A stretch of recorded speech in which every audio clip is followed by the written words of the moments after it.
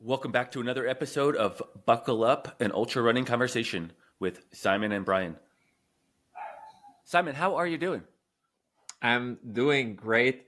I am living, I think, the normal suburban life. I actually don't know if you can hear it, but we have roommates, and one of them has a dog, and the dog is getting training right now. And apparently, is not happy for whatever reason. So hopefully, you don't hear the little barking. She's pretty smart usually, though, so it's actually surprising or shocking. Maybe there's a burglar or something. I should maybe look it up. She's more well behaved than that normally, but that's it, right? I mean, that's my life right now: is hanging out with the dog, training a little bit, living life, I guess. Mostly work, but that's another story. How about yourself, Brian? How are your knees? My knees are good. I am starting to get a little momentum. I'm running a little bit. I just got done running while my daughter was at dance class for an hour in town.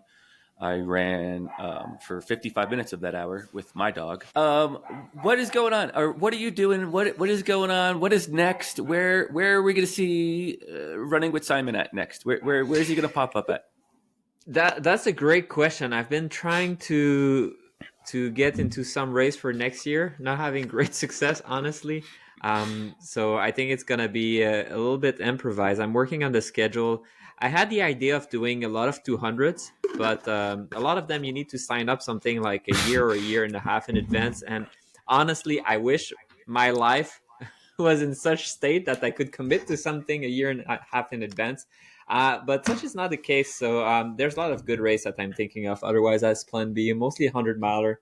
And the next one probably is going to be across the year around the New Year's. I might do one before that, but otherwise, across the year would be great. It's driving distance for us. It's a great way to also start the year or finish the year with potentially a sub 24, which I feel I'm long due for. So that should be interesting. How about yourself? Are you making plans for next year already? I am, and actually, just to piggyback on across the years, I volunteered last year at it.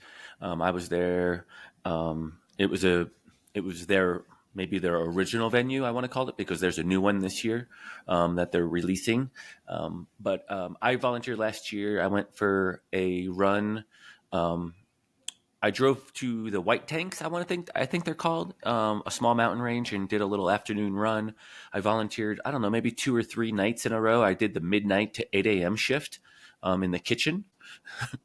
I'd love to get back there this year. It was a great experience, and I know they have a new venue. I do have athletes racing it. I'm working hard on my own schedule, just juggling kids being out of school and my wife's work schedule to try to make it back to across the years. Again, to volunteer and or just hang out because it was a great time. Yeah. And speaking of family, actually, I think by the time this comes out, we'll be just out of Thanksgiving. Thanksgiving being big meal, but also you have your turkey trot. And I'm sure people are wondering, how can you maximize your performance? Should you be carb loading? Should you have some pasta the night before that? What do you think about that? Oh, you know what I was thinking? Maybe some ketones. Maybe some Maybe ketones some ketones. right at the starting line of the turkey trot. Just drop your empty ketone bottles and just hammer out that 5K before you stuff your face full of turkey. It's a perfect segue, though. All those questions are great questions, and we asked those questions to Alyssa Leib. She's a registered dietitian. Gosh, I don't know how I know Alisa. She and I we're part of the same Facebook group called Bigger Than the Trail. And she lives here in Colorado as well. She lives on the Front Range. I live on the Western Slope. But she had recognized me on top of Hope Pass just out of the blue, if you can imagine. It's not like Hope Pass is super busy by any means. She's a great dietitian. She's a wealth of knowledge. She's got a great Facebook page, also a great Instagram page, where she shares just a ton of information all the time. She's always putting stuff out there and always challenging us to be better with our diets. Yeah, I think the discussion with her was great. That she's definitely knowledgeable, but what I appreciate, as you know, I'm a man of science, is that it's very much evidence based, and I think there's sometimes a misunderstanding that science is definitive. We know what is right and what is not, But it's not exactly the case. Evidence-based mean that we have a growing body of evidence to support some hypothesis, some method, and the more information we have about it, the more strongly we believe in it. But the science is always evolving, and we're touching a little bit of that in the discussion while exploring some very key topics and busting some myth. We're not mythbuster for copyrights claim, but we bust myth. Yeah, I mean, what are the specific topics that we address that people could be curious about? We, per our joke about the turkey trot, we dive into ketones. We talk about carb loading, pre-event carb loading. We go into branched chain amino acids, BCAA, yes, BCAAs. We talk about fasting as a plan for workouts. What else did we go into? We went into the bicarbonate by Morton also. The Morton's bicarbonate program, or bicarbonate just in general, and really the idea behind the conversation and creatine. And creatine. We nailed creatine a little bit. Yeah. And and stimulant, or no, not stimulant. Pre-workout. It was pre-workout. Pre-workout and gym bros. Yeah. And gym bros. Yep. All my homies down at the gym right now. Really, though, it's a bit more of a conversation about what the claims are of these processes or products that we discuss, and what they're allegedly trying to get out of them, and if there's any science backing them. So that's really how the conversation goes throughout this whole one. So this is a great episode. It's a little long too, quite honestly. I think it's a full hour and 20 minutes. So dig deep or break it up into chunks. Hopefully you're on your long run. You should be listening to this on your long run on the treadmill, and we just added a little bit of mileage to your long run, so you're welcome. Yeah, it's a great conversation. She is the owner-operator of Peak to Peak Fitness. And I believe she's out of Boulder or right in that area, somewhere on the Front Range, right outside of Denver. I'm pretty sure she's in Boulder-ish area, but I'm not exactly positive of that. Without further ado, here is Alisa Lieb. Enjoy.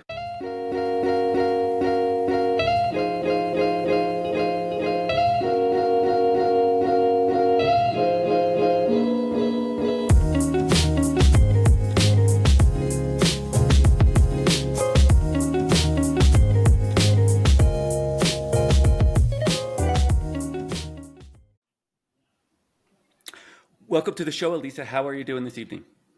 I am good. I am ready for a vacation, but otherwise very good. Yeah, offline we were just talking about how stressful of a Monday we've had, and it's only Monday. But either way, neither here nor there. Tomorrow's always another day, right? Yes, that's very optimistic. I love that. So we wanted to have like a special edition tonight, and it's dietitian based. You being the dietitian, because neither Simon and I are dietitians. Give us a little background of how you became a dietitian, why you became a dietitian, how that became a field of interest, and when it became a field interest, or did you just kind of stumble into it? How'd that happen? Yeah, so I guess I have this like memory from being in high school and mentioning to a high school friend like, hey, I might study nutrition in college. It seems interesting. And my friend was like, well, my mom she was a dietitian. She hated it. And then, me being 17 and impressionable, I was like, oh, okay, I guess I just won't do that. So I ended up actually getting my bachelor's degree in economics, did not take a single science class in all of college. And it wasn't until I got into kind of the public health research field after I graduated that I kind of realized I can't stare at a computer screen playing with numbers for the rest of my life. I cannot do this. And so really just started to kind of think about, okay, well, what can I do otherwise that would allow me some human interaction? And kind of around the same time, I had a couple of things going on at once. I got really into running. I also developed an eating disorder. And as part of that, just got very, very interested in nutrition for my own purposes. And then sort of, I guess I'll spare you the whole long saga, but long story short was that once I moved to Colorado, got really into rock climbing and just sort of mountain sports in general, started to realize how common underfueling was in those communities, whether it's climbers, trail runners, mountaineers. They all seem to have this mindset of like lighter is better. And through all of my kind of recovery process from my own eating disorder, and then through this realization, I was like, okay, I gotta go back to school. I gotta become a dietitian and help this because, my communities are hurting and they need to realize that, fueled is faster. Fueled is stronger. Lighter is not better. So literally had not taken a science class since high school at that point. It was a very, very, very long process to go back and, take all the classes I needed and, go back, get my master's degree, like get my credential as a dietitian. But, yeah, I guess it was sort of a combination of like I hated my job and I also saw this great need in the communities where I spent all of my free time. Yeah, I think it's super interesting because it's true that I know more running than rock climbing, but there's definitely a tendency to underfuel. And I really wonder why. And sometimes I feel it's because we naturally progress from doing smaller distances to longer distances, and fueling becomes more and more important. You can run a 5K without eating anything. That's totally fine. You'll be based on glycogen, no problem. But you go at the marathon distance or beyond, you can't do that. But you don't realize that the reason you're getting tired is not simply because you're running more, but also simply because you need to fuel more. For me, I kind of solved that hiking where I was doing, like 12-hour hike. And one day I decided I'm going to eat more. And I was like, oh, wow, like I'm feeling great still. Like the reason I was tired was not because I was going on for 12 hours. The reason I was tired was because I was not eating all day, which like you say it like that. It's like, oh man, of course. But yeah, you need to realize these things. So yeah, good on you for noticing that pretty early on. That's really smart. Yeah, and I think it's interesting too, just sort of to piggyback off of that point, but I think a lot of people get into running as a means of losing weight, right? Like Yeah. that's where, people who start out training for a 5K, training for a 10K, often it is because they want to lose weight. And so if you find, if you Google how to lose weight, it's all right there, it's eat less. And so they kind of do that alongside, this new exercise that they're doing. And, I think what happens to a lot of people is they end up falling in love with running and, they want more and more and more, start training for longer and longer distances. But nobody ever taught them, hey, when you do this, you can't also be trying to lose weight during it. It's counterproductive. So I think there's also quite a lot of that comes into play. Yeah. Yeah, and I could also see it in the mountain sports. You're suspended on a rock. Every ounce counts. Unfortunately, instead of lightening up our gear, they try to lighten up their bodies, right?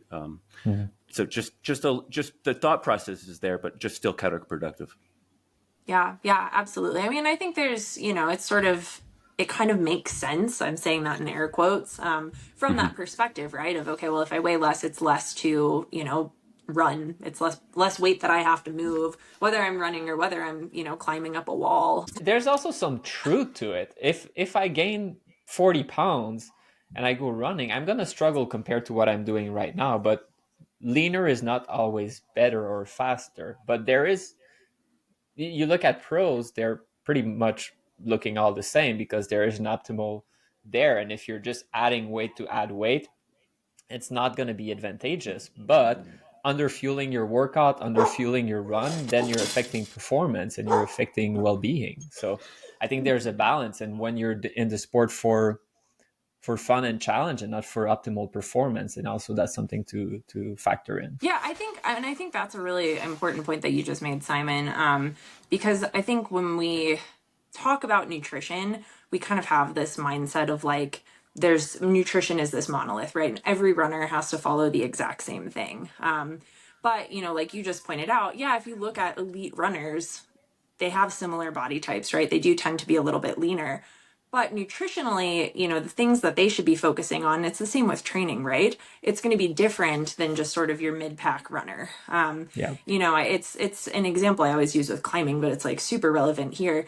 A pro maybe could benefit from, short term dropping a little bit of weight and having less weight to pull up the wall or to run, carry up a mountain, whatever it is. but the marginal return that you get on that is going to be a lot different for, a 4-hour marathoner, right? Compared to somebody who really is pushing the bounds of what humans can do.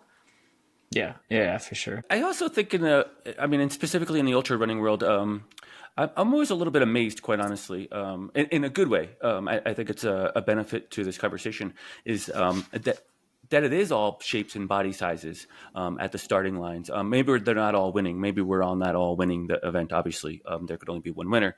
But towards the front of the pack, there still are different shapes and sizes, and I think that speaks to a healthy diet and a healthy lifestyle, as opposed to just the skinny, wiry runners winning everything all the time. Yeah, I think it's freaking cool, right? Like there are people in all body shapes and sizes who are out there doing really badass things. And yeah, I think that's like nowhere more apparent than at the start line of an ultra, which I think is very cool. Totally. Let's dive a little bit into this. The topics that we had outlined for this episode, we kind of met offline and we compiled a few different topics. We wanted to try to state the potential claims, this is air quotes, the claims of some of these myths or topics, and see if they carry any weight currently in the market, in the space for endurance athletes. We're gonna bust some myth, but we're not gonna be myth buster because of copyrights. Is that what you're trying to say? If we reverse the words, bust the myths, No we're totally trademark on fine. that. I think we're totally good. Yeah. Yep. So the first one I wanted to dive into was creatine and its space with the endurance athlete. It's been popping up probably for the last couple of years, a lot more frequently, lots of articles, whether good, bad, or indifferent. But what does the science say about creatine and endurance athletes right now? Yeah, and I guess before I dive in, I know we're going to talk about a lot of like supplements today. So I guess just before kind of answering your question, I just want to like start with a couple of disclaimers. So the first is that, supplements are whatever it is, whether it's creatine, whether it's protein powder, like whatever it is, it's not a hack, it's not a quick fix. You have to actually pay attention to the basics, training, stress, sleep, nutrition before turning to supplements to get that extra edge. I think a lot of people kind of turn to supplements as this, okay, well, this is going to get me where I need to be, but ignore all of the other things that are, objectively more important. Second disclaimer when it comes to supplements is to always choose one that's been third party tested. And I just have to throw that out there because the supplement industry is such an unregulated, wild west situation. That was a very nice way of saying that. Yeah, thank you. I appreciate that. It's always nice when something just kind of comes out of my mouth organically and sounds good. But yeah, I mean, really, like the FDA doesn't regulate the supplement industry in the U.S. in the same way that it regulates foods or medications. And so what that means is that manufacturers can basically put whatever they want in that supplement bottle without disclosing it to you. Research has been done where basically companies have gone in or researchers have gone in and just tested a bunch of supplements. And they found really high rates of cross-contamination with anything from sawdust to heavy metals to actual pharmaceuticals, which is terrifying. Whey protein, by the way, they've found really high levels of heavy metals like lead in whey protein. So always choose something that's been third party tested. When you do that, you're not guaranteeing the effectiveness of the supplement, but you are guaranteeing that whatever the manufacturer writes on the label is in that bottle, that is what's actually included in it. And for athletes especially, I always recommend looking for supplements that are NSF certified for sport or informed sport certified, because these also test for WADA and USADA banned substances. So anyone competing definitely needs that. That's my little disclaimer. Happy to chat on that, or we can dive into creatine. No, but I think it is a great point because people don't even realize that when you buy a supplement, it needs to be trusted. And a third party is the best way to do that because otherwise you don't even know what's in there. The contaminant, but the claim of what is in there. Like, we're not even saying, is it helpful to have creatine or not? We're saying, is it creatine? And you're not even sure, or the amount even less. And the parallel that we can make in the ultra running, it's not supplement, but the spring energy gel. I mean, that was a big thing. But if they would go out there and test all of the supplement, all of the protein supplements, what people would realize is the quantity that they disclaim and the content is not always there. The quality control is not always great. And my last warning I would put, because your warning or your advice were great, the last one is don't necessarily trust a brand that is recommended by your favorite athlete or influencer. I think it doesn't mean that you shouldn't trust it, but I don't think that is sufficient. They have a conflict of interest in selling their supplement. And sometimes company that will invest more in marketing might not invest as much in quality control. And what you should really have is not the cool brand, but maybe what you're supposed to have in your supplement. So with that said, you should buy my supplement. I don't have one yet, so we're good. You're not sponsored by AG1 yet. They can I say it? They contacted me. I said no. So yeah. Good for you. Good for you. Yeah. I would only piggyback on your first point about the quick fixes and the hacks, and that's exactly right. We're talking about the extras. They might get you 1% performance benefit, and really you can do so much more with some good sleep and a healthy diet and some structured training. That's where you're going to see the bulk of your performance gains. These things that we're talking about are the tip of the spear. They're the 1%, if they even offer that much. So just as a caveat, let's dive into creatine. Yeah, creatine. Cool. This is a great one to start with. So creatine is one of the best research supplements out there. It's been researched in like all kinds of different populations, different ages, and overall is found to be both safe and effective. So what is creatine? So without getting into the science too much, creatine is basically a compound that we can get from food. So it's mostly in red meat and seafood, and then it gets stored in the muscles as creatine phosphate. So there's a lot of biochemistry that happens, but basically what it does is it helps us to regenerate ATP, which is the molecule that our muscles use for energy during exercise. So basically we have ATP. The kind of only thing that anyone really needs to know is it's got 3 phosphates hanging off on it. And when that ATP molecule is being broken down for energy, basically one of those phosphates is ripped off of it, and then it becomes ADP, which is diphosphate, so it's only got 2 of them. And basically what creatine can do is creatine has a phosphate group on it, so it can basically say, hey, ADP, take this phosphate from me, adds that phosphate back to ADP, regenerates ATP, which can then be broken down again to make more energy. So as a result, creatine is really helpful for situations where you need a short burst of energy, right? You need that ATP to be regenerating really, really quickly. So here we think about something like sprinting, heavy weightlifting, anything where you're really just generating power. And that is what we see in the research, right? Like creatine really is helpful with improving power. Which I think we think of often, it's like weightlifters and CrossFitters, I feel like, who mostly talk about creatine because of that impact on building strength, building muscle. But obviously, for the ultra running community, that's all very helpful too, right? Like if you don't have strong muscles, you cannot climb up a mountain. You cannot run fast. You cannot do a sprint finish at the end of your 200 miler, because some people do that. So yeah, I mean, I think, Brian, you had said earlier, we want to talk about all of these things in the context of endurance sports. And I do think that creatine is one where there can be benefits there. It also has some recovery benefits. Some small cognitive benefits are starting to be found too, just around thinking, memory, that kind of thing, which is pretty freaking cool. So that's my creatine overview. Out of curiosity, where would you get creatine from if you didn't have a supplement? Is it synthesized by your body, or would you consume that in some food?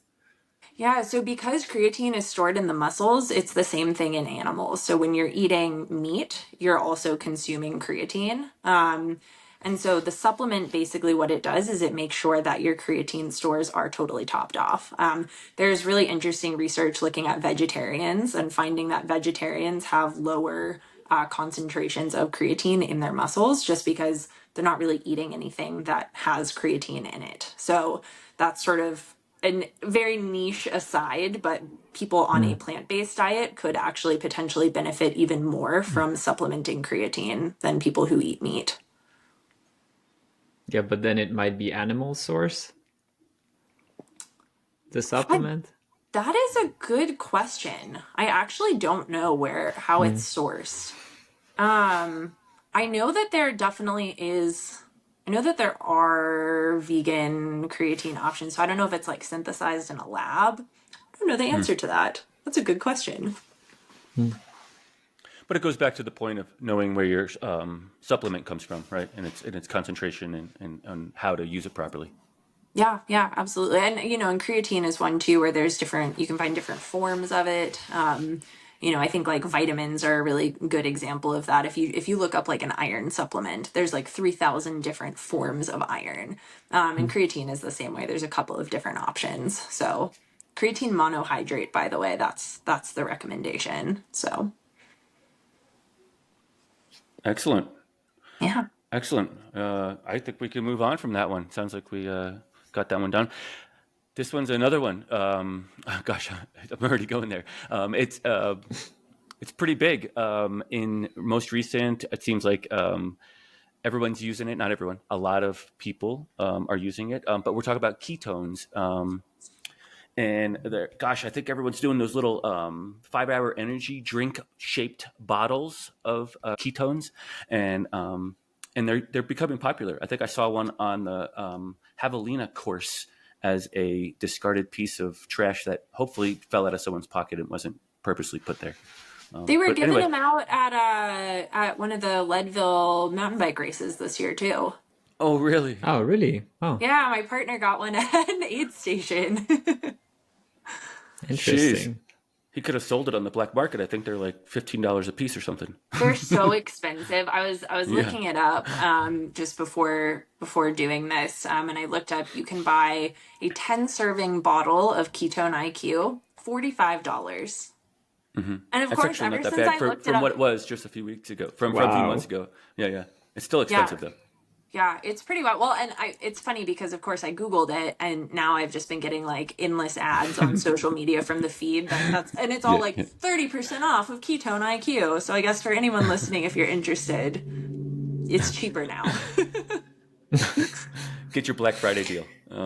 Yeah, no kidding. Well, what are should ketones? they actually? What are they? I guess that's the question. What are they doing? Right? What are ketones? What are they doing for us? And should we be getting 30% off on Black Friday for? Yeah, so ketones are an interesting one because, and I know before we started, Simon, we were kind of talking about this, but the research on ketones is not totally where we want it to be. We're not really at a point where I can like confidently say, yes, go do this. Truthfully, because of the cost and then some unfortunate side effects that I can talk about in a little bit, it's something where, unless you are like really looking for that edge, I would probably say, probably not worth it. But yeah, like what are ketones? So our body can produce energy through several different mechanisms. And normally we think about the macronutrients as being the things that provide energy. So carbs, protein, fat. During exercise, our body is always burning some ratio of those three macros for energy.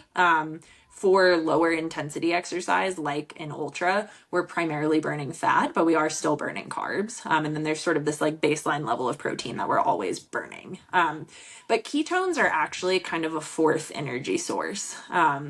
So basically they are produced when our body goes into ketosis. So usually during fasting or a super low carb diet, AKA the keto diet. And I think a lot of the hype around ketones sort of, or the misunderstanding and the confusion around ketones anyway, kind of comes from that idea of like, well, I've heard of the keto diet. So like, if I take ketones, am I going, like, do I have to be on the keto diet? Like what's going on? But the idea with these ketone supplements is basically that you can provide ketones to your body, even if you're not fasting, even if you're not on a keto diet, and it can still provide this additional fuel source even while you're fueling your body with carbs. So that's kind of the idea, is that, we all physiologically have a limit of how many carbs we can take in. And, it's something that we can train. I think David Roach at Leadville this year took in like 130 grams of carbs per hour, which is absolutely bonkers. So it's something we can train, but that's still a limit, right? And so once you hit that limit, if you need extra energy, where can it come from? And so that's kind of the idea behind ketones, is like, okay, well, here you can take this and it's an extra energy source, and it doesn't face those same limitations that eating carbs faces. Yeah, I totally see the marriage between the keto diet and the ketones as a connection, and I think that some athletes are doing both and supplementing them together, and some aren't, and neither here nor there. I think not enough information on it. What about is maybe I answered my own question, but is there any like mental cognitive advantage to the ketones as well? I hear like more mental clarity, and maybe like a less proneness to hallucinations in longer events. Any reported information about that, or any real weight to that? That is very specific, and I actually don't know. And now I'm very curious. I feel like that's a really niche thing, and I'm not sure if that's been studied. I don't know. What have you heard about that? Very small things, and it's probably more the rumor mill and maybe even social media, unfortunately. But Yeah, I mean, I think what's so interesting is like when you have something that's so kind of early in its infancy when it comes to the research side of things, there is a lot of kind of reliance on these anecdotal reports. So that is super, super interesting. What can kind of dig up from the research, and it's very much a situation where it's like we don't really know. There's some studies that say, hey, you've got better performance, but there's other studies that actually show decreased performance. But to me, I think one of the most promising areas is just recovery. So, basically taking ketones, is shown in some of the research that we have, that it helps you to restore your glycogen stores. So basically replenish your carb stores in your muscles more quickly after exercise. And then the other piece too, where it could potentially be beneficial, is in improving muscle building. So as part of that recovery process. So to me, that's kind of like the most interesting piece, unless there starts to be research on hallucinations, in which case I think that's very fascinating. So, and that's me being naive about these things. I don't follow enough trend apparently, but so the recommendation, well, the recommendation is that you're not re-recommending it, right? But the typical recommended usage would be after a workout. Is that the mindset, or? So I've actually seen it in both. So I Okay. think the studies that look at recovery, it's really looking at it as, okay, you finish your run, you eat your carbs, you eat your protein, you drink your fluids for hydration, and you take ketones. But all of the studies that try to look at the performance outcomes, it's either you're taking ketones before your run or you're taking it somewhere in the middle. So thinking about them being handed out in the middle of race courses. Yeah, because that seems to, if it's more in the recovery phase, it's a little bit, it seems to be disconnected from the claim of, well, you have a maximum amount of carbs you can take per hour, and then you want to add on that. So my understanding then, because of that, was, well, you take it while you're running. But having tried it myself just for funsy, it's super gross. Like, I cannot imagine racing and taking that at the same time. So thinking that it's in recovery makes a little bit more sense to me. But then I wouldn't understand how it actually works, Yeah, well, and mechanistically I think speaking, the right? mechanism is pretty similar, right? So basically, in our bodies, there are things that we just kind of need carbs to do. Yeah. So during activity, one classic example of where you need carbs is if you need a short or a quick burst of energy for something. That's really where your muscles need carbs in order to let you do that. And so by, taking ketones, basically during exercise, and this is all sort of like what is purported to be happening. During exercise, if you take ketones, it can basically spare those carbs so that you're not using them when you're just chugging along at zone 2, but then you have those carbs available for whenever you need that burst of energy. And so from a recovery perspective, I think it's sort of the same thing where basically you're saying, okay, there are things that I just need energy to do, and there are things that I specifically need carbs to do. And so refilling your carb stores in your muscles is obviously one of those. Like, you can't do that without carbs. So if you can take ketones, that can potentially help with some other aspects of the recovery process, and then sort of free up the carbs that you're then eating to go back into your muscles, or do, anything else that sort of specifically needs carbs. Yeah, I mean, I guess a follow-on question to that, or for me, would be, well, can't I just have more carbs during my recovery period? Because I'm not eating 120 gram of carb per hour during my recovery period. That's racing only. After that, I eat a little bit more normal. And I'm curious, like, what was the control group? If they felt that adding ketone was helpful, but in the end it's because they were having more calories intake because they were taking ketone, then I think the comparator is not good. If you, I don't know how they would calculate the calorie intake from the ketone and then add carbs directly instead and see if there's actually a difference. That's what I would be curious to see, because then we're competing with the carb loading kind of mindset a little bit, but we'll get to that later, I think. I mean, I think that's a great point. And I think I'd have to go back and like look back at the studies and how they split up everything. But I think it was essentially just like, you have your carbs, you have your protein, one group gets ketones, one group doesn't. So yeah. And I think with, with that, as with everything else with ketones, it's definitely an area where, yeah, we just need more research to actually like dive into that granularity a little bit more.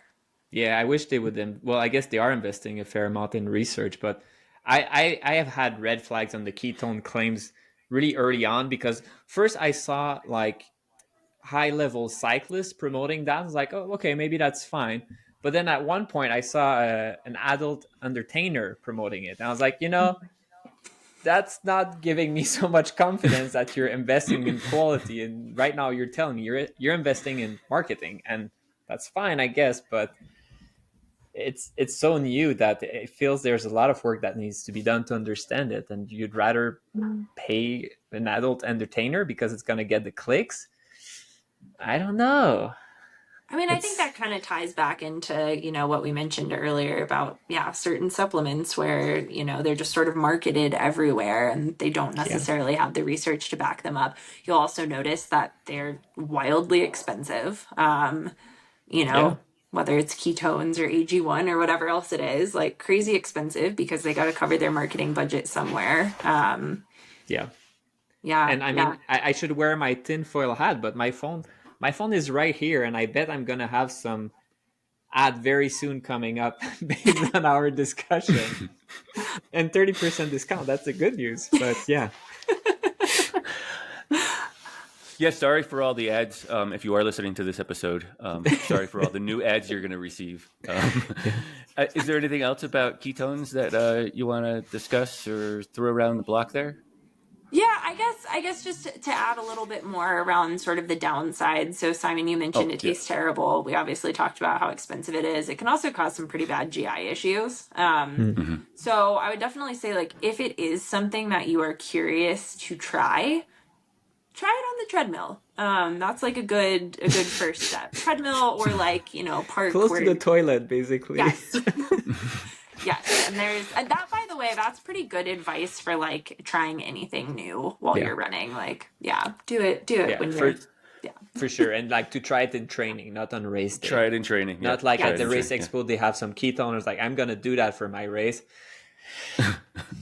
Definitely don't take one from the aid station at mile 50 and see how it goes.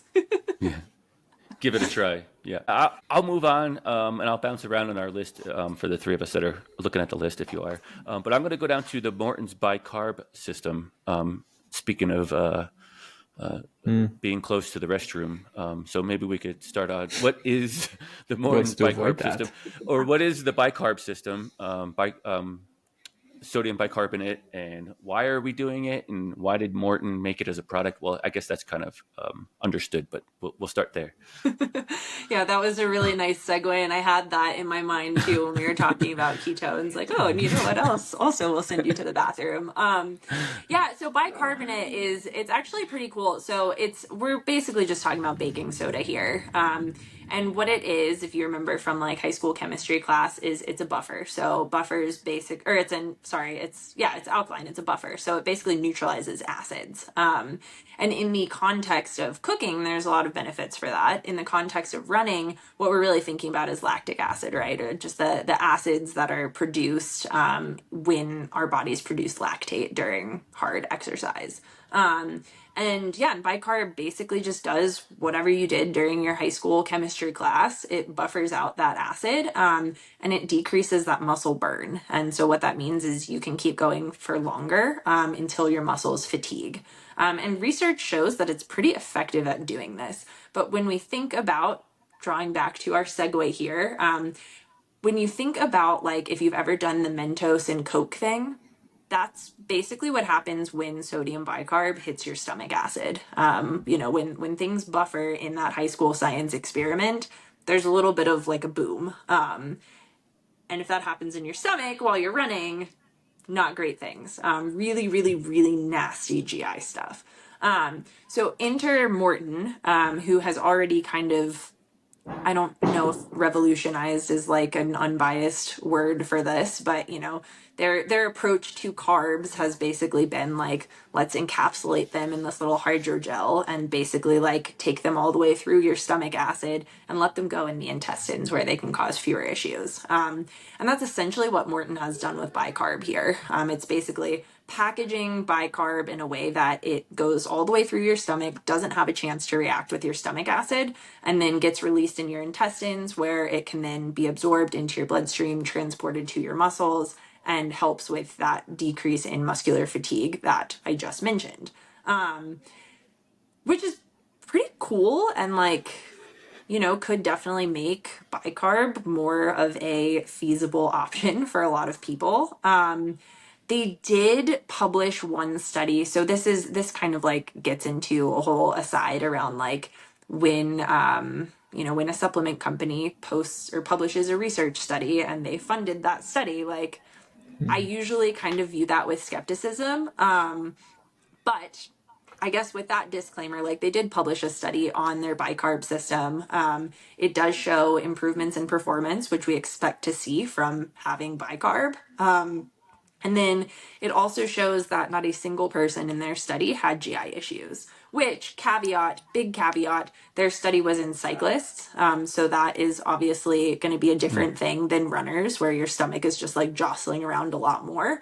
Other major caveat is that the sample size was 14, which is not a lot.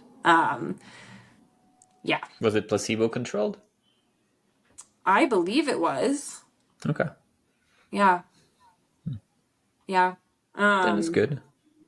Yeah, but still pretty small sample size. I think it's something where I think it's promising. I think it would be cool to see some, independent groups actually doing studies on this. But I also don't know if we're going to get that because it is, their kind of IP, like it's the Morton bicarb system. A much bigger user group, but less reputable is Reddit. And Reddit had a lot of comments about this on there as I dove into the rabbit hole. And they were mostly speaking to GI issues and being close to a restroom. And that, some people said it was instant and some said it took a few minutes, but almost instant. And there was very few that said they were able to digest it without any GI issues and use it properly. And those seem to be the cyclists as well. Just weird. Yeah. This is with the Morton bicarb system or just like baking soda? It was specific to Morton's bicarb. Really? Yeah. That is very different data than what Morton. It's not reliable. Publishing. It's Reddit. It's not reliable. Well, I get it. I mean, the Reddit spring energy gel came from Reddit. Yeah. Oh, really? So, yeah. Reddit We can just talk went up about that too. I'm happy to two more happy to have stars. that string. Yeah, that's really interesting. I do think it's fascinating. Like, yes, Reddit is not a source of scientific information, but kind of given that context of, what we were just talking about, where when research is kind of in its infancy about something, especially with this, where like we're unlikely to see huge trials unless Morton decides to pay for them. I think those anecdotes can be kind of useful information. Yeah. Was a lot more than 14 comments, so bigger than their sample size. So just to But say that. at the end of the day, though, I think it's the kind of thing that if the only downside is GI issue, it can be a personal thing to some extent. So you can give it a shot. And look, if 19 out of 20 people have the shit taking it, but you're that 21 that like doesn't have it, good. Like that's something that you can empirically measure and say, like, I do have GI distress with that, or I don't have GI distress with that. But it's helpful to know that on Reddit that some people have it, which goes to your comment before. Like, don't do it on the treadmill that is right next to the toilet. Like, don't take the treadmill that is further away from it. Like, it's good to be close to it. That's key, and knowing that is helpful. Yeah, another piece of advice that I've seen when trying bicarb especially is like start with a smaller dose. The like dosage, if you're trying to make it with baking soda, I want to say I did the math one time. It comes out to like 6 tablespoons of baking soda mixed in water, which is quite a bit. Definitely less expensive than the Morton option, but like quite a bit of baking soda. So you can also try like reducing that and like, see how your body does with 2 tablespoons. And if that does well, then you can increase it next time. But like, yeah, I would definitely do it next to the bathroom. Do we know what the mechanism is? Is it a like a tub of powder that you're scooping into a liquid? I don't honestly know. For Morton's system. Yeah. Yeah, I'd love to like play around with it to have like a better understanding of it, but I think basically you have like the bicarb and then you have essentially they're like hydrogel. So like it's basically got like carb mixed into it. And then you kind of mix it together and it creates these little like I don't know how to describe it. Like little capsules. Like pellets or something, yeah. Kind of, yeah, where like the bicarb, like how I'm envisioning it is it's sort of like bicarb sort of like inside of like Morton gel essentially. So then it kind of goes in that way. I'm sure it's happening at like a little bit more of a microscopic level. But is it I'm actually their product, is it like a capsule that you take, or is it it's like powder and it's a gel? You like mix it It's a together powder before you take it. Yeah. Yeah, I've seen a have made a couple gel, of like pros kind of like posting pictures while they're putting it together, and it honestly it looks kind of like have you ever like put chia seeds in water and just let them like puff up? Like that's kind of what it looks like. Interesting. Yeah, I've never I haven't seen it. I don't know any better. No. So it's so maybe the verdict is maybe still not there, but it potentially could work if you could handle the GI issues. And it sounds like it's 1 out of a dozen, or maybe even less than that. We don't know. It depends on who you're asking. Depends on Reddit. Although to be fair, if it's giving you like an explosive diarrhea, you're more likely to comment about it on Reddit. Whereas if you're fine with it, you're not. Yeah, you're not even going to go to Reddit. I was it's okay. True. Like, whereas it's true. It's more memorable when basically you exploded out of your like underwear. Like, then you're gonna post it on Reddit. Like, it's a nice story. That's true. Nobody was commenting on Reddit saying, "Oh, I love awesome sauce. It's really like gotten me to all the finish lines." Like it was just I'm so full. It's definitely worth $4 a gel. I'd pay 8.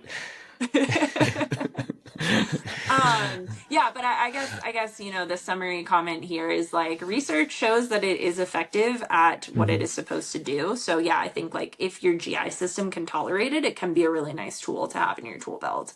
But that is a big if.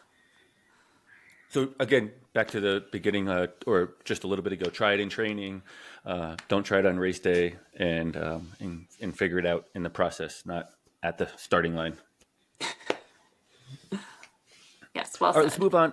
I'm going to come back up to BCAAs, which is branch chain amino acids. No Reddit comments on this one, but what are they and what do they do? And why should we take them if we should at all? Yeah, gosh, I feel like I just need to like see what Reddit has to say about everything from now on. Like that's the end all That's a be new all. source. Yeah. New um, Wikipedia source. I think BCAAs are actually a really good example of science behind it kind of being like making sense, but science in practice not making sense at all. So let me tell you what I mean. So BCAAs, like you said, branched chain amino acids. So this refers to the chemical structure of the amino acids leucine, isoleucine, and valine. Um, and BCAAs basically play a special role in protein metabolism. I'm having like horrible flashbacks to a metabolism class I took in grad school, and I'm like picturing the like arrows and everything going on in the chart, and I am like, we're not going to go there. But basically, because they play this role in protein metabolism, that's why athletes are even talking about them in the first place. So of those three BCAAs, the main one that really is involved in building muscle is leucine.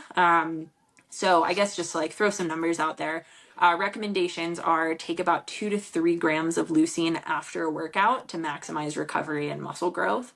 But so this is sort of the idea of like what I was mentioning. So BCA is like scientifically, yes, we need leucine to recover from a workout.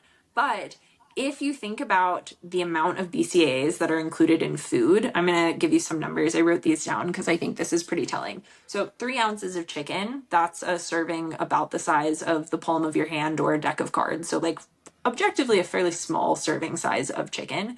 That has 1.8 grams of leucine. So remember, we're looking for about 2 to 3 grams after a workout. A scoop of whey protein has between 2 and 2.5 grams. So even without a BCAA supplement, whatever you're having after your workout, you're probably getting pretty close to that 2 to 3 gram recommendation anyway. Research in plant-based diets has also shown if you eat enough total protein, you are almost definitely going to get enough leucine as well. So it's not just like you have to eat meat in order to do this. So I think, what this kind of shows is, yes, we need leucine, which is a BCAA, in order to do what we want to do, but we don't really need a supplement for it. In my opinion, it's better to take the money that you would spend on a BCAA supplement and spend it on a quality protein powder instead. Spend it on actual food that has protein in it, and don't worry about it. Yeah, I mean, for me, it's interesting because my two universes have collided at some point, and I'm sure for you, in that, like, it's always been that, but I think some people don't really understand the connection between amino acid, peptide, and protein. Whereas for me, it's like, oh, that's pretty obvious. Like I understand what a letter, what a word, and what a sentence is. That's pretty clear to me. And correct me if I'm wrong, but BCAA would just be a subtype of essential amino acid. There are other essential amino acid that you will need also. So in your recovery, you need to have sufficient amino acid to build up protein to recover from your workout. Like that's the whole concept. You want to build your muscle, you're building protein, which require amino acid, and you'll need all of the essential one. They're essential because your body cannot metabolize them. They cannot produce them. So yeah, it's even odd for me to say you need specifically leucine as opposed to all of, I can't remember the number. That's where I have PTSD from my like biochemistry class. But is there like 9 essential amino acid out of the 23 or Yeah, 26, I think something like it's that? 9, and then there's like 1 or 2 that are kind of conditionally essential depending on like where you're at in your life stage. Yeah. Yeah. Yeah, I mean you're spot on, and I think, this is like a similar one that I see with collagen too, where, I would rather you take a complete protein, whether it is like a protein powder or actual food, than have this supplement that just sort of has this, small amount of like a specific amino acid when, yeah, our bodies need all of them. That's why they're essential. All right, let's move on from that one. I think that's debunked for sure. At least I do have a question. So I don't want to linger on it too much, but let's stay on the BCAAs for just a second more. I remember it from being no one would believe me, but I used to go to the gym, and it used to be like a gym thing, and so even if it did help in a recovery after a workout, would it be still beneficial for even the endurance workout for me just to go to the track and do my intervals and come home and take a BCAA? Would it still have the same effect as it does on a weightlifter? Is it helping growth, or is it just helping recovery? Is what I guess maybe the difference is. My question is. Yeah. So, and I guess just to clarify, I'm definitely not recommending BCAAs for anyone. If you take it, it's not going to hurt you, but it's not really doing that much. But to your point, yeah, it's definitely helping with recovery. So the scientific term of what it is actually doing is muscle protein synthesis. Which is kind of a fancy way of just saying like we're building muscle. And so you can think of that in the context of muscle growth. I'm trying to build muscle. I'm trying to, get bigger, get stronger. But when we exercise, we damage our muscles. And so we need to synthesize muscle. We need to synthesize muscle in order to actually repair the damage that we've done. So yes, and I guess is the answer to that. Yeah, and I guess and to make the connection, muscle build or repair or whatever, it's mostly protein synthesis, which is why you need the amino acid to build that protein specifically. But I guess your recommendation would be, yes, to have protein source, which are amino acids, but not just BCAA within 45 minutes, I suppose, after a workout, whether it's endurance or to the gym, getting big muscle, which I cannot relate to, but I heard people do that. So. Yeah, no matter what your exercise is, get a source of protein in after your workout. Don't ignore carbs there either. I think that's pretty common for people to be like, oh, I just worked out, I need protein for recovery. Like, yes, you need protein, but you also need carbs. You want that glycogen back, so yes. Yeah, well, and the other cool thing is that in order to get amino acids from your protein into your muscles more efficiently, actually insulin can do that. So we eat carbs, our body produces insulin. Insulin essentially is the key that unlocks the door into our muscle cells and basically lets protein in that way. So we need carbs for glycogen restoration, but carbs also make it more efficient for protein to get into our muscles and repair our muscles anyway. Let's move on then. Not recommended BCAAs. Let's move on to, this is another hot one. I coach high school track, and pre-workout is a big one for some reason. I don't know why, but it is. I know that it's not good for us generally, but let's dive down pre-workout and why we shouldn't take it. We actually had a funny thread, Alisa and I, about pre-workout and how I don't need to be shaking all day long from the jitters from pre-workout. But let's talk about pre-workout. Yeah, pre-workout is a funny one. I think this is one of the supplements where I think you can kind of find some of the craziest stuff out there. Thinking about choosing something that's been third-party tested. If you were going to pick one supplement to be third-party tested, it's pre-workout. Please choose something that has been third-party tested.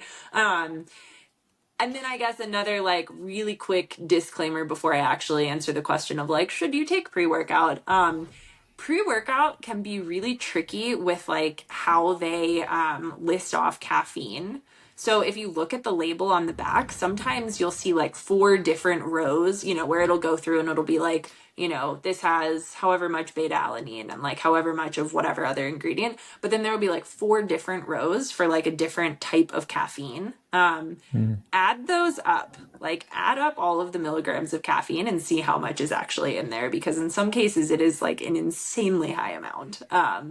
So yeah, pre-workout it's funny, and I think it's hilarious, Brian, that all of your high schoolers are really into it, because I definitely see pre-workout as sort of a gym bro, I don't actually know what I'm doing, but somebody on TikTok told me that I should be taking pre-workout, and I went to GNC and picked out whatever weird thing was there, which is very funny. So yeah, I guess diving in, the purpose of pre-workout obviously is to give you energy during your workout. I'm going to interrupt here also and be very annoying dietitian and say energy comes from calories. So the best thing you can do to get energy for your workout is eat food. That's like a little soapbox there. But basically, pre-workout, there, no single pre-workout or no two pre-workouts are the same. There's like 30,000 different options that can be in there. But the two main ones that are actually doing anything are caffeine and beta-alanine.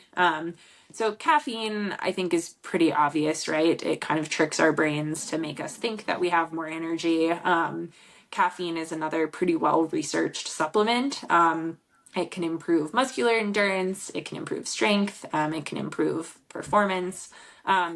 Actually, fun fact for, just in the context of ultra running, caffeine actually benefits aerobic exercise more than anaerobic, which I think for some of the supplements we've talked about, it hasn't really been the case. But basically, because it gives you this feeling of energy, it helps you to go for longer, which is very cool. So that's kind of the caffeine side of things. Beta alanine is the one that makes you tingly or itchy.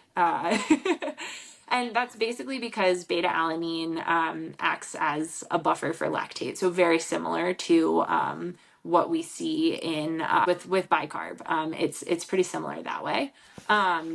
And so as a result, it increases time to fatigue. It's going to be more beneficial for those shorter bursts of energy. So again, like it's going to be helpful before strength training versus, running 100-miler. It maybe isn't going to do quite as much for you.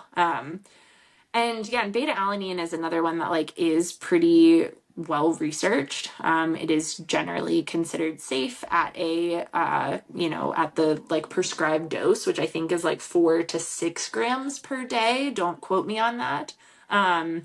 If you do like it, you do feel like it gives you a benefit to decrease that tingling feeling, you can also split the dose.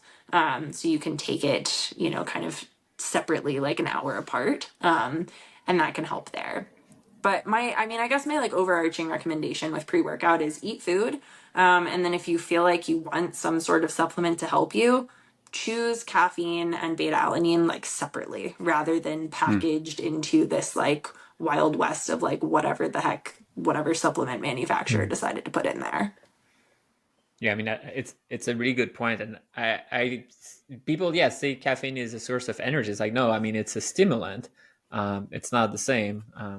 But I would be curious to see what they actually put in some of these. Like, you might get some fun drugs in there if the only point is to make you feel like you're all jittery and like excited. Like there's a little bit of cocaine in there. It's like, yeah, best to snort this one, guys. Like, oh yeah, it's working out great, but that's all in your head, right? And I feel like pre-workout is always, it's always got like the, bright purple packaging and there's like a unicorn on the cover and I was going to go there. I was going to say they are definitely marketing to like a high school age child.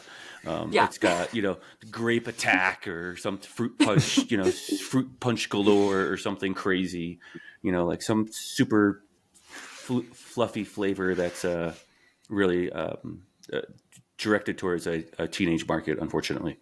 It is really interesting. I wonder how, gosh, I know nothing about marketing, but I think it would be very interesting to hear, why is it that like AG1 is choosing to market where they are? Why is Ketone IQ marketing for how did you describe it? An adult performer? Adult entertainer. Yes, adult entertainer. But yeah, pre-workout is all over here just marketing towards 16-year-olds. Very strange. Yeah. But caffeine, and you mentioned there's value in some of these. I think a lot of, and I think we're going on a tangent, or I'll go on a tangent, but a lot of energy gel and like sugar energy gel, like actual energy, contain caffeine. A lot of sports drink will also contain caffeine, and I think the value from what I hear from you, it's not only to stay awake at night when you're running 100-mile, but it's also to help with aerobic. You said it's aerobic enhancing for energy metabolism. Yeah, and I think so it's more beneficial for aerobic exercise, but I think that's mostly just because it does improve endurance because it helps you to kind of continue on for longer. Yeah. So it's not necessarily actually helping in burning more calories, but you're more stimulated. Correct. Yeah. Okay. Yeah. Just like the benefits are sort of recognized at longer distances versus if you're just like in the gym trying to lift weights. I see. Yeah. I think we just that was on our list. Coffee or coffee for energy. So coffee and caffeine, maybe not hand in hand, but similar. Yeah, exactly. Yeah, I mean, I think there's definitely like a time and place where caffeine can be used strategically. Like you mentioned, Simon, like definitely overnight during ultras, it can be really helpful to keep you awake. I think the biggest thing to look out for with caffeine is that once you hit about 400 milligrams in a 24-hour period, that's where the diuretic effect really kicks in. So it can start to dehydrate you. So that's always my recommendation is like if you are going to use caffeine during an ultra, be strategic about when you use it so that you're not like, taking caffeinated gels all day long and now all of a sudden it's the middle of the night and you need something to keep you going, keep you awake, but you've already taken in 600 milligrams of caffeine. Now you're getting dehydrated. It's 100 degrees because you're at javelina, like whatever it is. So yeah, just being strategic about how you use caffeine, whether it's in gels, whether it's in your coffee, it all kind of counts, whether it's one of the 4 different forms of caffeine in your pre-workout supplement. You mentioned a limit on caffeine or of sorts. And I see that, or I don't see that. I hear you say that, but I also have like a limit of return on caffeine. Like I will wait till the evening hours to use it because I know if I used it all day long, it's not going to help me any in the evening hours. Is that a real thing, or is that a me thing, or is that perceived, or any of it? Any of it? Everyone metabolizes caffeine a little bit differently, so there could be some degree of that. There could be also sort of a psychological factor going on there. And I guess again, like not to beat the dead horse here, but like if you're trying to test it out and you aren't sure how it's going to work for you, like try it out in training. Don't wait until it's, your first time running at night, during your first ultra to test it out. Like make sure that you are practicing it. I know for me, like the caffeine in a Cliff Bar is too much and it makes me really jittery and it doesn't make me feel very good. So like I know that caffeine is not sort of part of my race strategy. But I also know people who, drink 4 cups of coffee before they go to work every morning. And, the way that they treat caffeine is going to be a lot different than the way that somebody else is going to. Yeah, I mean, I think caffeine is one. I can't remember which enzyme it is, but I think you induce it very quickly, your ability to metabolize that. And I remember the first time I had like let's call it like a monster drink or one of these, like I was all shaky and like I couldn't sleep the night afterwards. And now I could take a coffee and go to bed in 15 minutes and it wouldn't be a problem at all. Like I'm very desensitized to it. And I mean, I don't know if it's true, but I would think if I would cut down on coffee intake during my day-to-day life and then I would go race my race and have caffeine for the night, that would probably give me a better effect than right now. I don't feel the difference. Maybe it's, there is a difference, but I just don't notice it. But the effect And is that definitely reduced. That is a thing. So it's called a caffeine taper. And it's something that has been researched. It can improve your performance by, I want to say like 1 to 2%. So kind of like in line with super shoes or carb loading. But basically that's the idea is you cut out caffeine for a certain period before your race. So that then when you do take it during a race, it has even more of an effect. Yeah, but then you have to ask yourself the big question: at what cost? Is life worth living without my coffee in the morning for 1% faster and still finish mid pack? I don't know. That's at what cost. It's the big question here. I'm not You're sure. sort of joke. You're actually sort of joking, Simon, but there is some serious to that. Like I've had this with athletes that I coach. Like if you're not sleeping well because you haven't had enough caffeine, or you're like overly tired because you haven't had enough caffeine, your regular amount of caffeine, is the taper worth it, or do you just continue your regular routine to race day and then Yeah. it just And then supplemented it's in the evening understanding hours? how big the Yeah, benefit is. And of Yeah. course, we say totally. 1 or 2%. No offense, but we say 1 or 2% when we don't actually know the percentage, but we know that it's minimal. So yeah, it's you will see a little bit of benefit, but you won't all of a sudden be able to do a sub 3 hour marathon from like a 4 hour. Like that's not the type of difference we're talking about. So Yeah, but yeah, there's exactly. I science mean, behind it. I think it kind of ties into, this sort of ongoing thread of like for a mid-pack runner, how much does any of this stuff really matter? Versus if you Yeah. are at the front, you are really looking for any way that you can kind of chip back, and get that edge however you can. Maybe it makes more sense to try that. Yep. I think we got time for maybe two more, and they're sort of in the same spectrum, but they're on either end of the spectrums. And it's carb loading, and if it's helpful, and how, and then fasting, which is the other end of that spectrum. So maybe those would be the last two topics that we'll try to cover with you because we've taken a lot of your time already. We appreciate you for that time. Yeah. Gosh, and you're ending on the one that I probably have the most opinions on, but that's okay. We'll talk about science. Carb loading, so like I just mentioned, can improve performance by 1 to 2%. I think I've seen estimates as high as like 3%, but yeah, again, like how much does that actually make a difference? So the gist of how it works is our muscles store carbs in the form of glycogen, and depending on training, depending on muscle mass, depending on body size, we can usually store between about 350 and 700 grams of carbs in our muscles. So that's a pretty substantial amount, right? But on a day-to-day basis, we are absolutely not storing that much. Like absolutely not. And so that's kind of where the carb load comes in is, in the days leading up to a race, we are taking in extra carbs, we're tapering, so we're not actually using our muscles that much. And so we're basically able to top off our carb stores so that we go into that race. It's basically just like filling up your gas tank. You go into the race, your gas tank is topped off. You've got all of that to draw from, in addition to what you're eating, which, as we've discussed, there's a limit to how much you can actually take in that way.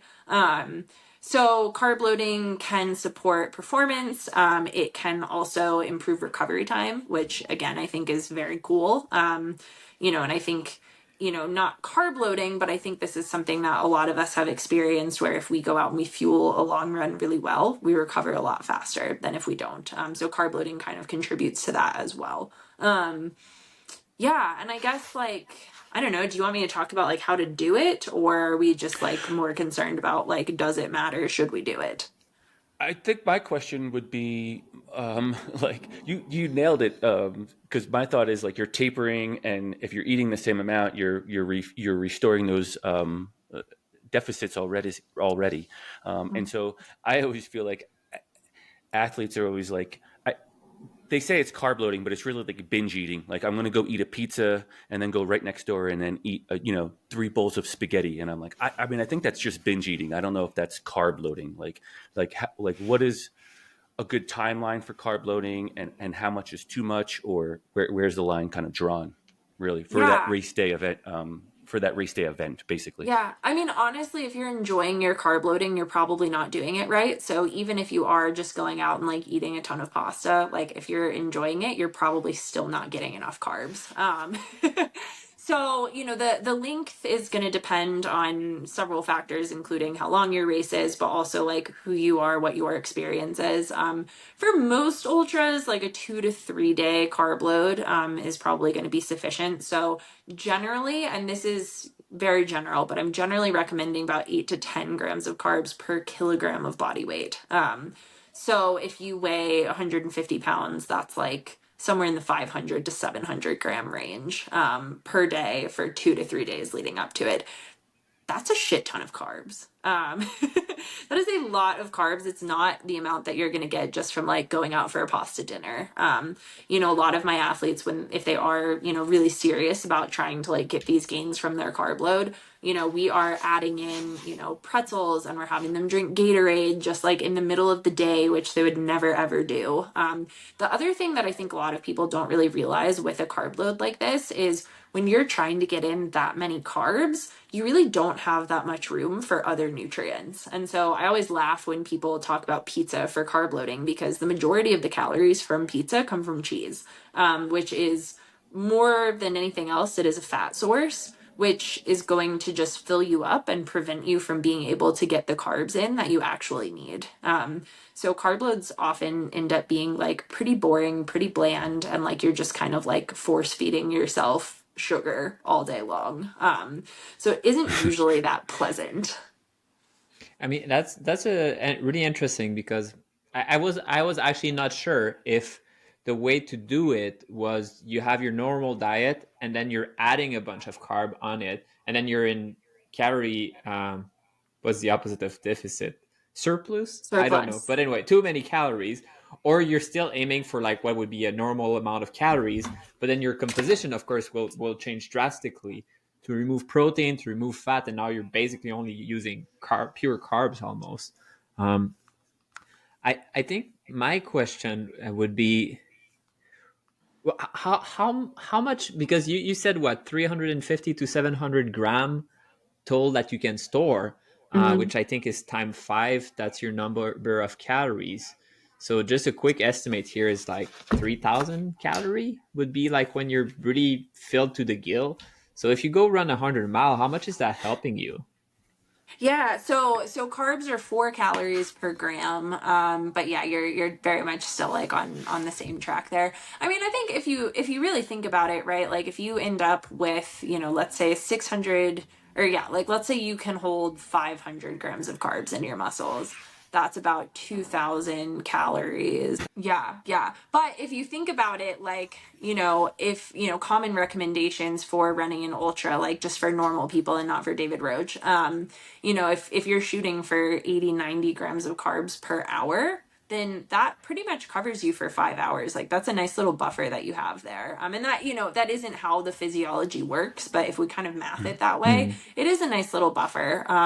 You obviously still need to eat, but yeah, and I don't actually know if the research exists looking at, because I think that would be really fascinating, like 3 hour marathon compared to a 50 miler, compared to 100, compared to a 200, right? Like at a certain point, you're right, you're going to just deplete those stores. You're not going to have them, and you're going to be totally relying on what you can eat during that What race you eat, anyway. and your fat reserve also, right? Like Yep. how fast you metabolize fat, and then the balance of that, you will have it come from either your glycogen, or then you're topping it off with carbs that you're eating.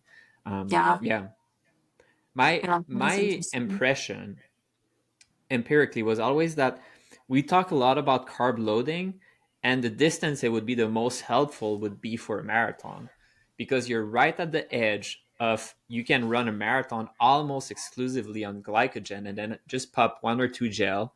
And like Mm-hmm. my rule of thumb, which is probably false, but like for a guy like me, it's about 100 calories per mile that I need to like burn somehow. So if you have about 2,000 of glycogen, then six gel in 3 hours is really easy to consume. Whereas if I would be a little depleted in my glycogen and I just have maybe 1,000 or 500 worth of calories, then I really need to eat a lot or need to slow down to use fat metabolism. Whereas if you go do a 5K, 5K, you have the glycogen for that. Like you don't need to do anything fancy for that. You don't need to eat Mm-hmm. what you said, what, 700 grams of calories for 3 days in a row. Like Yeah. it's okay. Like that's going straight in your butt. Um, and longer distance, of course, it's nicer to have a bigger reserve. Like you're starting from like a bucket full of water and like it's dripping out, and it's good that you have more water in it than less. But how much should you suffer for that? And if you think of the consequence of, yeah, your meals are not great for 3 days, you might have GI issue because you're not Mm-hmm. used to that. For 1%, I don't Yeah, I know. think I think that's a really good point. I guess the thing I'll add to that too is, when we are talking 100 miler, 200 miler, the vast majority of that is going to be much lower intensity. So for Yeah. a marathon, it's going to be higher intensity. Your body's going to need more carbs to actually fuel that. Versus for something where, you're taking off at, the grueling pace of 20-minute miles. Your body isn't really pulling from those glycogen stores very immediately. And so there could be a potential benefit for that if, Mm. okay, now all of a sudden I have to go up a hill and I have to like really power through that. Good thing I, still have some glycogen stores because I haven't been able to eat enough to make up for all the calories I'm burning during all of this.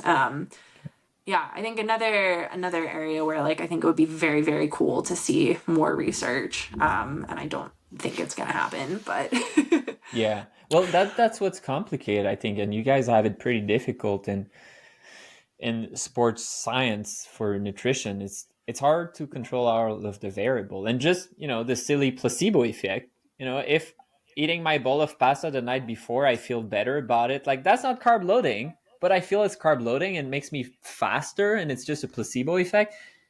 Man, like, take the placebo effect. That's fine. Like, you eat your pizza, you feel faster. Go ahead, have it. Like, that's totally fine. It's not science based, but placebo is placebo. The last thing I'm wondering about carb loading, and I'm curious about your opinion, because we basically started from that, is a lot of endurance athletes chronically underfuel. And I wonder how much it's affecting their reserve of glycogen. And then the benefit of carb loading is that now you're not underfueling. You're actually not in calorie deficit. Therefore, your body is able to synthesize the glycogen and fill up the reserve, because there is a maximum to how much glycogen you can actually store. And maybe someone that is chronically fueling properly is already replenishing that if they do their taper and they don't need the carb loading. But someone who is always kind of in deficit trying to lose weight, these 3 days are 3 days where they're forcing their body to be in a positive surplus of energy, and then therefore work on that. This is actually really interesting, because something that I have definitely heard from some sort of shockingly prominent people in the endurance nutrition space is this idea that carb loading doesn't work for women. And there's no physiological reason why women would be wired differently than men and why it wouldn't work. So the only thing that I can really piece together for why it is less effective in women is because women are more likely to chronically undereat carbs compared to men. And so there's a lot of science behind all of this, but I guess like the short of it is, we have mechanisms in our body that determine how much carb can actually get absorbed from our intestines. So this is sort of what causes that limiting factor during exercise, but it also is something that's, it is in effect all the time, just at, a different level because we're not actively exercising. And so basically, if women are chronically, or whoever it is, are chronically under eating carbs, our bodies aren't really primed for absorbing all of those carbs. And so then when a carb load comes around and they're eating 600 grams of carbs a day for 3 days, their bodies don't really know what to do with it. And so they're not able to actually absorb as much of it. This is why, women are more likely to have GI issues after carb loading compared to men, and I'm saying women, men here, but like from what I can piece together with what we actually know from research, it's really just people who don't eat enough carbs on a day-to-day basis versus people who do eat enough. So yeah, I think just like with anything, I think there's definitely more nuance to it than just like eat more carbs, you'll be faster. Because it really does need to take into account like how are you actually eating on a day-to-day basis, looking at total calories, total carbs, that kind of thing. So basically, I should be carb loading every day as long as carb loading means pizza or burrito. Is that... Did I hear what I want to hear? Or I'm a big proponent, like eat your carbs, eat a lot of carbs. Most of us aren't eating enough. So yeah, and I think, jokes aside, I think your overall point is that people should be careful about underfueling chronically. That's probably the best thing you can do, is to fuel properly throughout the whole season and off season, as opposed to restricting and then not being able to carb load or anything like that when the time comes. So I think that's a really good message. Yeah. I think just similar to the idea of all of these supplements, right? It's, if you're underfueling, if you're not meeting your nutrition needs during your whole training block, what you do for 3 days beforehand isn't going to make nearly as big of a difference as if you just ate enough during training. Totally. I think we got the answer, but let's go ahead and hit on fasting, and maybe fasted like training, fasted runs, fasted workouts.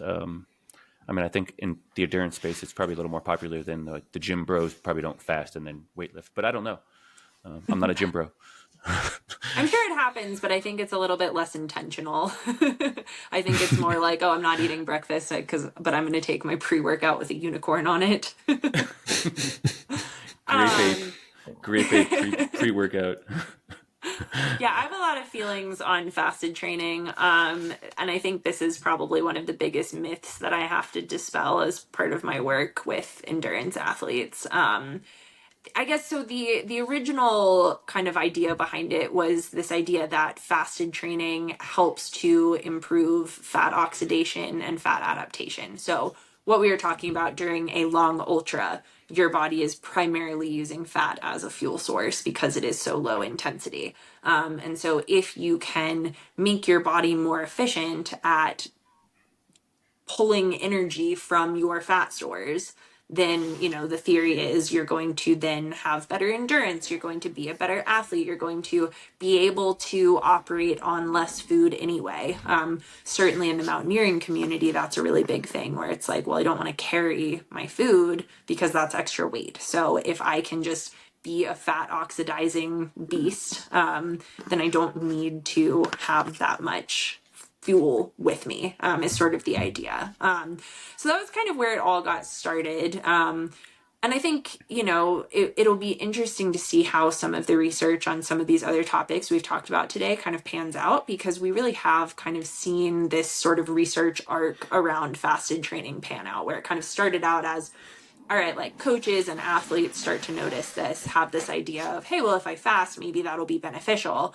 And then more and more of them start doing it. And now we've sort of had the research to then come in and say, yes, fasted training does result in increased fat oxidation rates, but that hasn't really translated into improved performance. So that's kind of one piece of it. The other piece of it is the other thing we've seen from research, which is that fasted training increases your injury risk. So you're fasting, you're better at oxidizing fat, but you're not performing any better and you're more likely to get injured, which, by the way, is even more of a problem for women or anyone whose body produces estrogen. That injury risk becomes even higher. So that's, I guess, sort of like the TLDR of why I don't recommend fasted training, and why I'm a firm believer in fuel before literally everything. I don't care if it's a 30-minute recovery run, like eat your fuel, don't train fasted. I couldn't agree more. But it is, I mean, the one that I really like though is how you say, like, there was an hypothesis, it was tested, and now we have some conclusion. I mean, that's how science works. And I think people sometimes don't realize that, yeah, there is a period of time where we're not sure about it. And the way we'll find out is people will try. I mean, that's how you test it, right? And eventually you come around that. I was talking with my uncle who was big into endurance cycling. I can't even remember what he told me, that back then that was a theory. He told me that, and I just started laughing because I was like, this is the stupidest thing ever. It's like, yeah, well, back then we didn't know. I was like, yeah, I bet what we're doing today in like 20 years, some of the things we'll say, yeah, that's proper science, like proper nutrition. That's what you should do. And the other things, that was a stupid idea. We tried that. I was eating like 5 bowls of pasta for 3 days, and like all I had to do was eat normally the rest of my training. I wouldn't need that. Like it is interesting, but I didn't realize that it was actually increasing your fat metabolism. I thought training to a large extent would do that. Training in zone 2 and these sorts of things, also working on your VO2 max. My impression was that that's helping a lot with your I've never done these tests. Like I heard like a fat max or something like that to know what's your metabolic rate for fat metabolism, like what's the max you can actually do.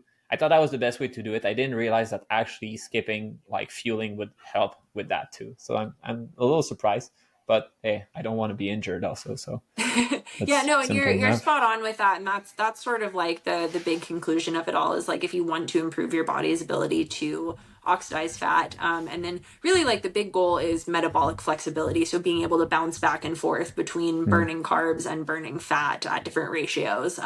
Just doing a lot of really long days in the mountains kind of makes that happen. I think kind of an underlying theme in a lot of these conversations is that if you're running 100 miles, like you cannot possibly eat enough to account for all of the calories that you're burning. And so that sort of by definition forces you into a little bit of, this state, like physiologically, it's very similar to what happens during fasted training. And so just by going out and doing a lot of long days, at zone 2, you're going to improve your body's metabolic flexibility, your body's ability to oxidize fat in a way that is going to be, much less injury prone. Although I guess it depends on how you measure that, because obviously, you rack up the miles, that just sort of increases your injury risk. But Yeah.